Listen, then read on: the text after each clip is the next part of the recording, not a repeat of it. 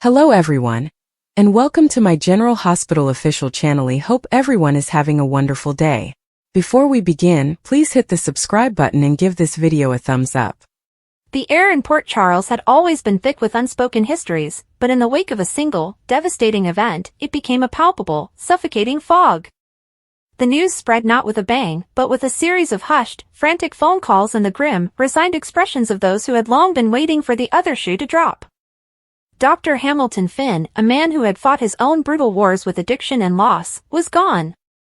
The official cause was a tragic accident, a fall at his home, but in a town like this, where coincidence was a currency no one trusted, the word accident was merely a placeholder for the truth that was yet to be unearthed.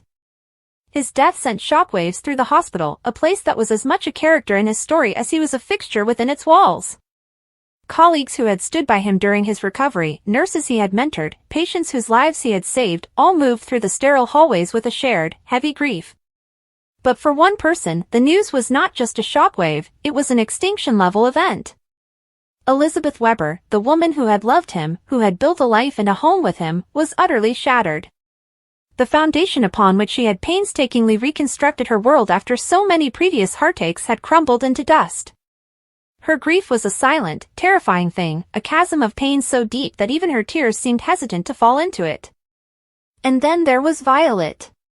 Finn's young daughter, Elizabeth's cherished stepdaughter, the bright, perceptive child who was the absolute center of her father's universe. The task of telling Violet that her daddy wasn't coming home fell to Elizabeth, and it was a moment that carved a permanent scar on her soul. The little girl's confusion, the dawning horror, the raw, gut-wrenching sobs, it was a tableau of suffering that redefined tragedy for everyone who witnessed it. In that moment, Elizabeth's own grief was subsumed by a fiercer, more primal instinct, protection. She had to be Violet's anchor now. She had to be the one to hold the pieces together, even as she felt herself breaking apart. It was in this maelstrom of funeral arrangements, sympathetic whispers, and the hollow emptiness of a home that had once been filled with laughter, that a familiar, complicated presence re-entered her orbit. Nicholas Cassadine, a man whose own life was a Gothic tapestry of betrayal, resurrection, and redemption, had maintained a fragile, yet undeniable, connection to Elizabeth. Their history was a long and tangled one, marked by a deep, abiding friendship that had, at times, flickered with the promise of something more, only to be extinguished by circumstance, duty, and the immense weight of the Cassadine name. Nicholas arrived at the funeral not with the ostentatious gravitas one might expect from a Cassadine patriarch, but with a quiet, genuine sorrow. He had known Finn, had respected his battle to reclaim his life. He offered his condolences to Elizabeth, his words simple and devoid of the usual Cassadine melodrama.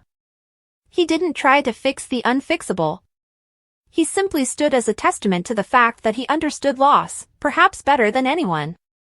He knelt before Violet, speaking to her not as a child, but as a person worthy of an honest, heartfelt goodbye, and in that moment, Elizabeth saw a glimpse of the man she had always known was buried beneath the crown of thorns his family had bestowed upon him.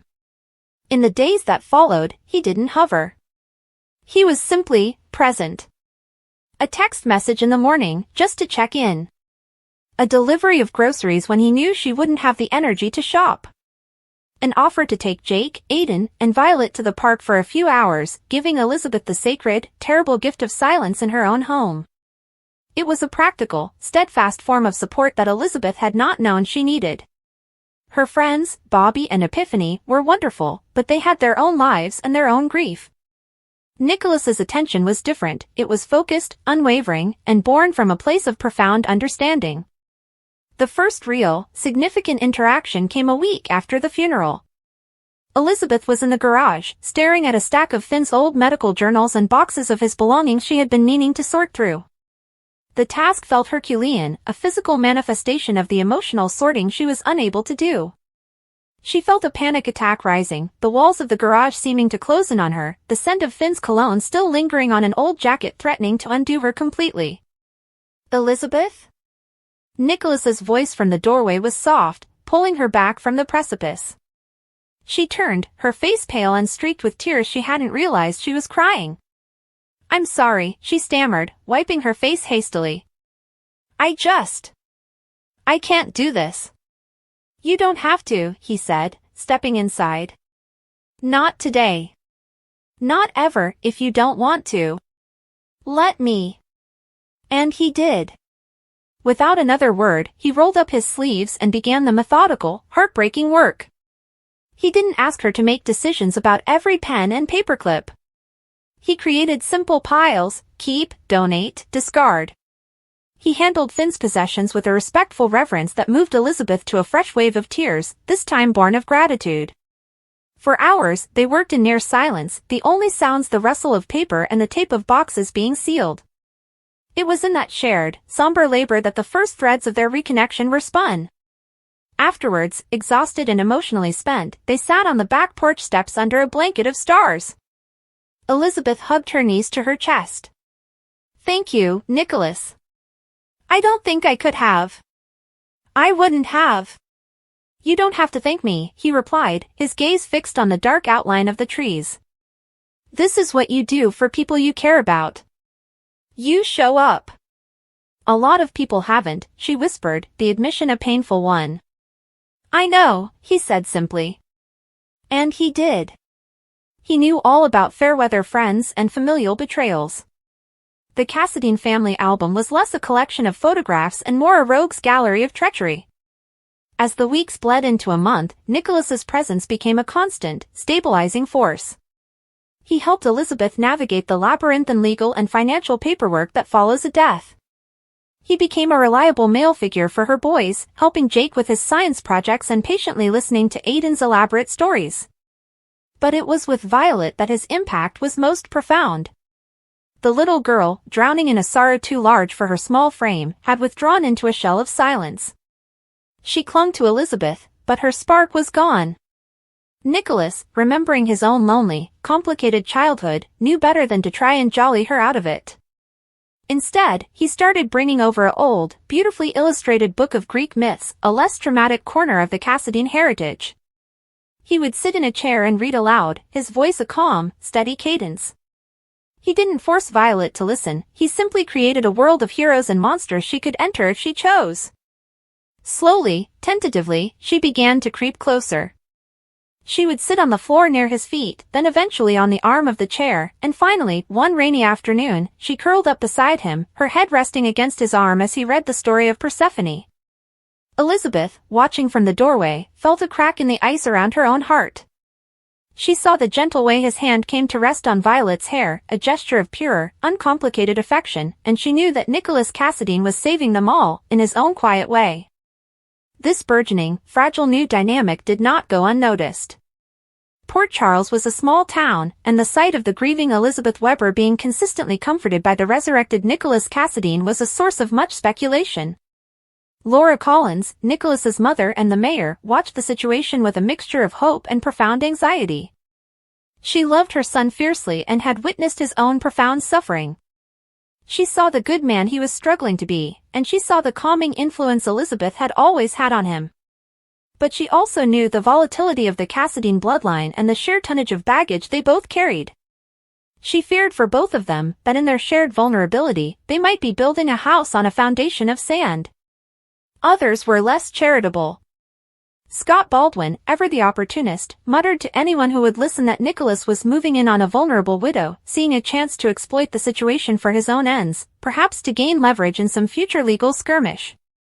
Curtis Ashford, who had his own complicated history with Port Charles's romantic entanglements, observed the situation with a detective's eye, noting the genuine care in Nicholas's actions but also wary of the potential for collateral damage.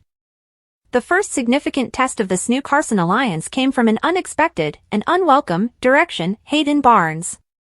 Finn's sister, a woman with her own checkered past and a talent for arriving in Port Charles at the most inopportune moments, descended upon the town with a hurricane of fresh drama.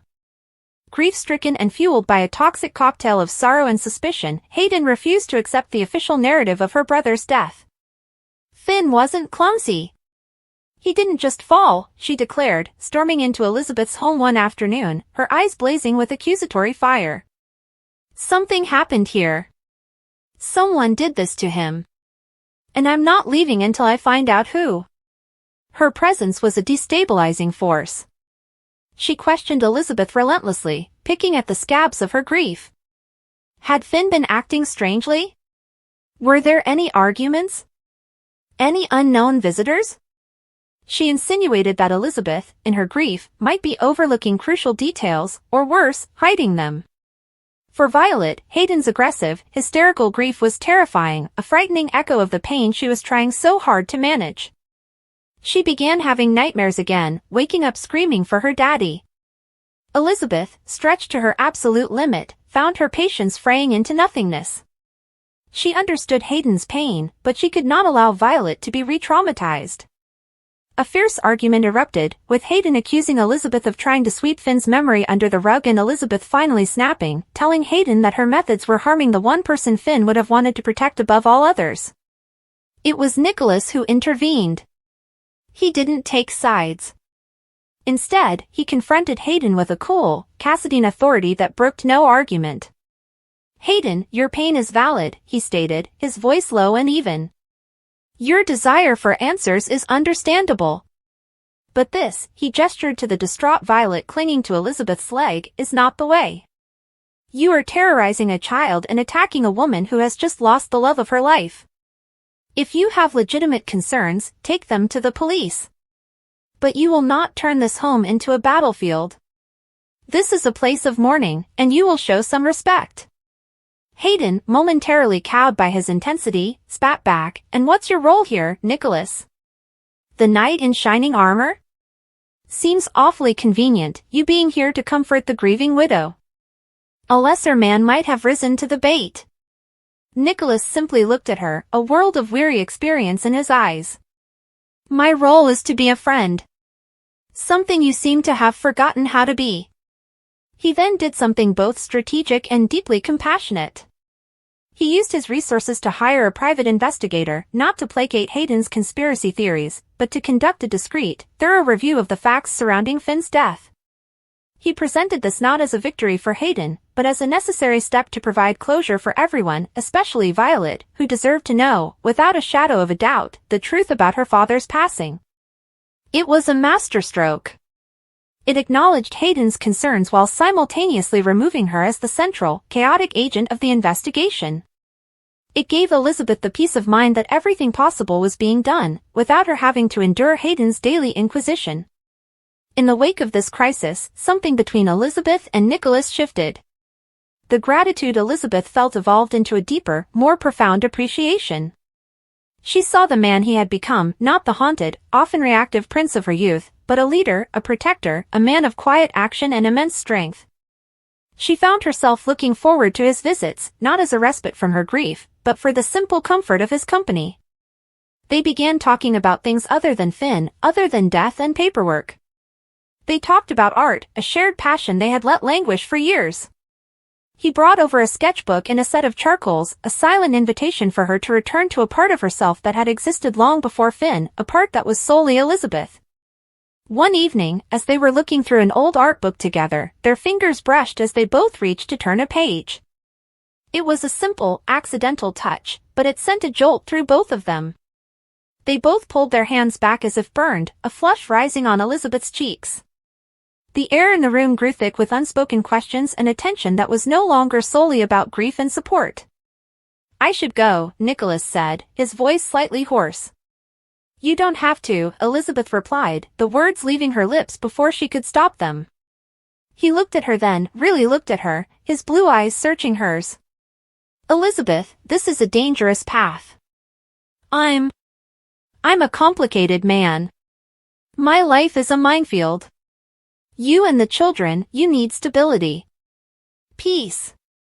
I'm not sure I'm capable of providing that." "Who is, Nicholas?" she asked softly. "Is anyone?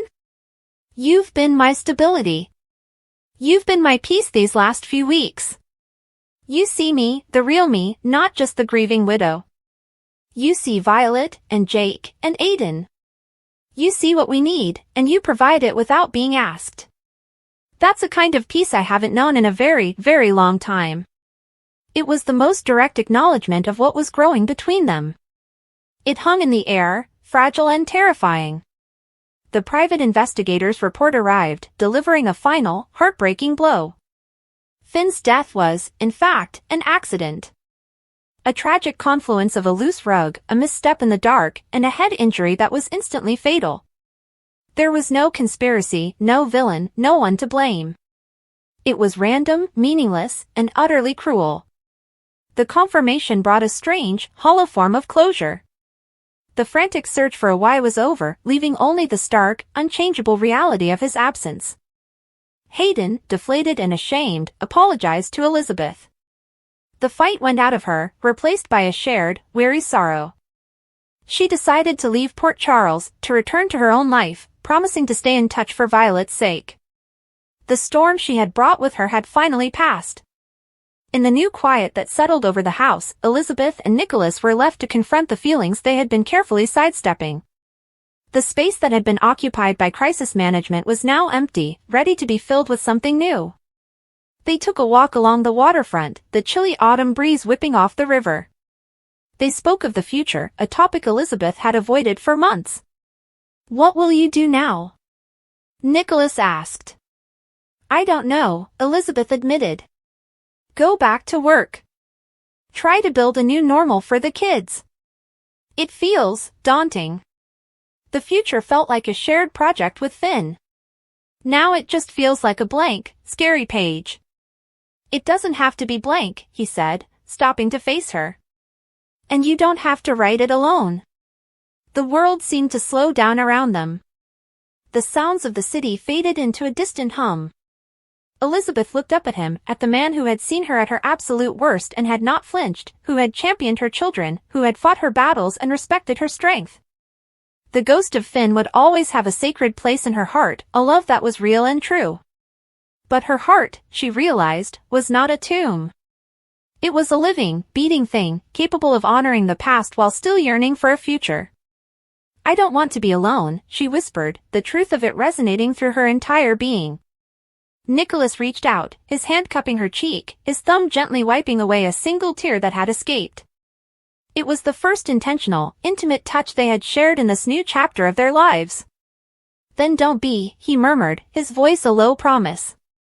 "Let me be here. Not as a caretaker. Not as a friend. But let me be the man who stands beside you, Elizabeth. Let me help you write that new page." He leaned in slowly, giving her every opportunity to pull away. But Elizabeth didn't move. She closed her eyes and met him halfway. The kiss was not fiery or passionate, not in that moment. It was soft, questioning, a gentle seal on a promise. It was a kiss full of memory, of youthful longing, of missed opportunities, of friendship tested by time, but it was also a kiss full of hope. It was a beginning, forged in the crucible of an ending. When they parted, the world felt different.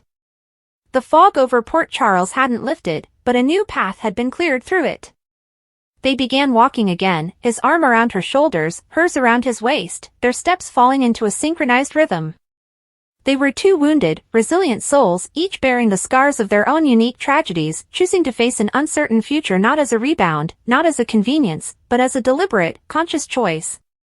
It was a reunion born from the deepest sorrow, a connection strengthened in the fires of loss, and a new reason to believe in the possibility of happiness, not as a replacement for what was lost, but as a testament to the enduring, stubborn resilience of the human heart. The story of CarSon was no longer a relic of the past, it was a complex, poignant, and fiercely hopeful new chapter, and for the first time in a long time, the future did not seem so terrifying. It seemed, against all odds, full of possibility. The news hit Port Charles with a tremor none of them were prepared for. Turner's death wasn't just another sudden twist, it was the kind of loss that rattled foundations and forced old wounds back into the open. Carly stood outside General Hospital, arms folded tight against her chest, staring at the entrance as if she expected someone to walk through it and tell her the whole thing was a mistake. A cold wind pushed the hospital doors open, and with it came Sonny, who moved toward her slowly, almost cautiously, as if unsure whether he was welcome in her grief. Carly didn't look at him right away, but he spoke first. "I heard. I came as soon as I could." His voice held a weight she hadn't heard in a long time, something raw and unguarded. She swallowed hard, her breath catching before she whispered, "He was just here. Just talking. And now, just gone? How does that even make sense?" Sonny stepped closer, hesitating, then rested a hand on her arm. "It doesn't make sense. None of this should have happened.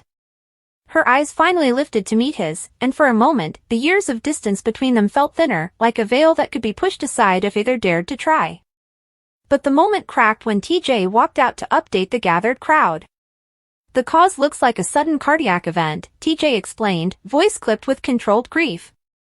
We did everything we could. Carly's face crumpled, her grief spilling through her words. I knew something was wrong. I knew he wasn't himself. Sonny squeezed her arm gently. Carly, you couldn't have known. But she shook her head, frustration rising. He tried to tell me something, Sonny. Something about danger, about what was coming next, and I brushed him off. Sonny stiffened at that, his instincts sharpening. Danger? Did he name anyone? Carly shook her head, wiping her face. No. But he was worried. I could feel it. Inside GH, the tension swelled as Jordan and Dante arrived to question staff. The weight of the investigation paired with the emotional fallout made every corner of the hospital feel thick with anxiety. Carly hovered near the corridor, watching as Dante approached her. Mom. I'm sorry about Turner. But we need to know what he said to you before he collapsed. She hesitated, looking to Sonny instinctively. Dante noticed. You can tell me, Mom. Carly exhaled shakily. He said something big was moving in. Something connected to someone we already know. But he couldn't get the name out. Sonny stepped forward, voice low. Do you think he was trying to warn you about me? Carly shook her head sharply. No. Not you. Something else. Something bigger. Dante exchanged a look with Jordan, who murmured, we'll need to find out what Turner was working on. All his files, recent communications, all of it. When they left, Carly slumped into a nearby chair. Sonny lowered himself into the one beside hers. You're blaming yourself because you think you missed a sign. But this isn't on you. Carly looked away but didn't deny his words. He leaned in closer, quiet but insistent. Let me help you. Please. Carly's shoulders loosened just a little. I don't know how to do this without falling apart this time. Sonny lowered his voice. Then lean on me. The words hung in the air, charged, familiar, dangerous. Back at Carly's house later that night, the silence was suffocating. She moved through the living room slowly, as though every piece of furniture reminded her of something Turner had said, something he hadn't had time to finish. Sonny followed quietly, watching her. You should try to rest, he suggested gently. Carly shook her head. I can't. Not until I understand what he meant. Sonny stepped in front of her, hands lightly gripping her arms. Carly. You're in shock. You need to breathe. She stopped moving, her chest rising with a shaky breath. He said someone close to us was in danger. And he looked at me, Sonny, like he needed me to do something. I can't let that go. Sonny softened, his voice gentling in a way it only ever did with her. Then we figure it out together. She studied him for a moment, her defenses wavering. You don't have to stay. He answered immediately. I know. But I'm here anyway. Her eyes welled again, but this time from something more than grief. Something like relief. They sat together on the couch in muted light, going over everything Turner had said in their last conversation. Carly replayed every detail, every pause, every glance. Sonny listened, absorbing every word. When she fell silent, he leaned forward, elbows on his knees. If Turner was nervous, it means someone had eyes on him. Someone who didn't want him talking. Carly shivered. So his death wasn't an accident? Sonny met her gaze. Maybe it was. But the timing, it's too convenient. The thought scared her, but she didn't argue. As the hours stretched past midnight, Carly's voice softened. He trusted me. And I didn't protect him. Sonny reached over, gently brushing a strand of hair from her face. You couldn't protect him from fate. But you can honor whatever he was trying to tell you. Carly's eyes lingered on his hand, then rose to meet his. The intimacy of the moment felt familiar, like muscle memory, something neither had forgotten even after everything.